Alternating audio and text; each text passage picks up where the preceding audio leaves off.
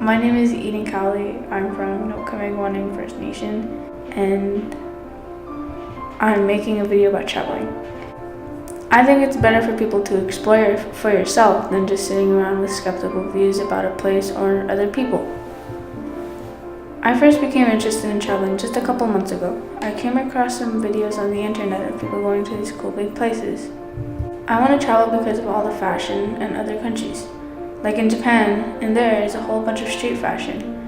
For example, there's Lolita, Gairu, Dekara, and Nykykorak. The reason I want to travel is because I think it's nice to just get out there. I'm originally from Parry Sound, Ontario, which is about a 20-hour drive from here. I grew up on a hobby farm, so I spent a lot of time around animals, growing food, so that's a little bit of me. So far, I've been to Germany. I lived in Germany. I've been to Guatemala, which is in Central America. I've been to Rwanda. I've been to almost every province except for BC, and then I'd been to the Northwest Territories. And Japan. I've been to Japan, yeah. Every location is unique within itself. So it's hard to say, but definitely the place that resonates with me the most is in Guatemala because of the kind of the work that I was doing there. I was learning with some forensic anthropologists.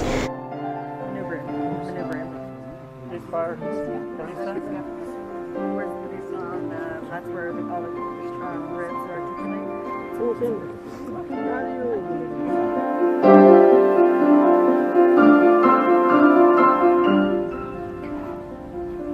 Ella sostiene por el teñido ahora, vendiendo su producto en la organización.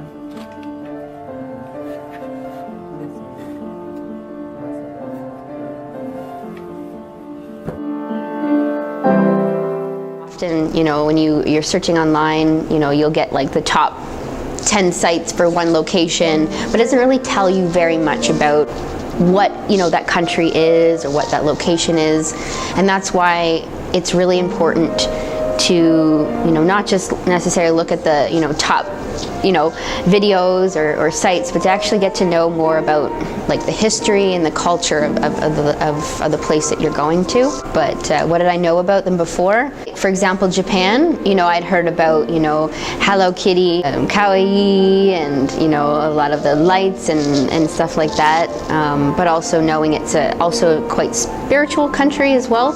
And then more specifically, I was interested because I'd heard about Hiroshima, which was the nuclear bomb that exploded.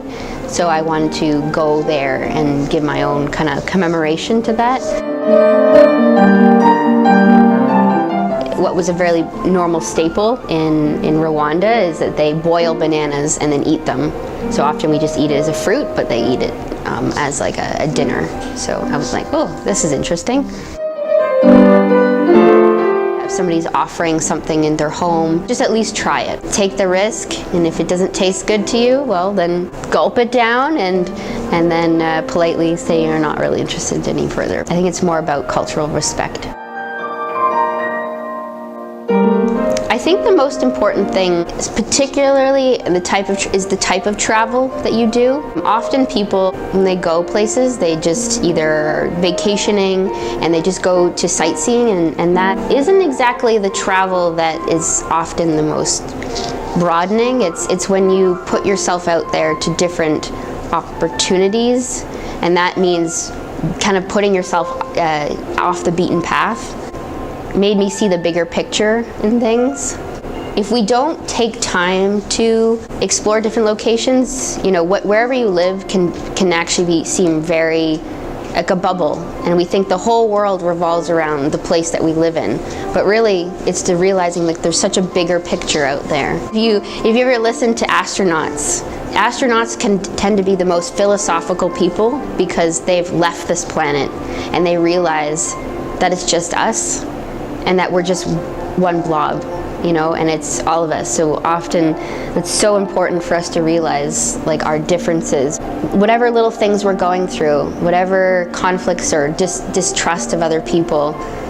It's just us on this planet, and it takes us all together to be respectful of one another and to uphold the environment and the planet that we live on. And more specifically related to, like, you know, Indigenous peoples, right? The historical and cultural impacts of what we call as colonization. It has affected so many people, and how one situation might seem to some people like totally separate have been experienced by so many other people. And that when we know, we can understand how similar people's experiences are. That's why it's important to uplift other people and support others in their causes or their issues.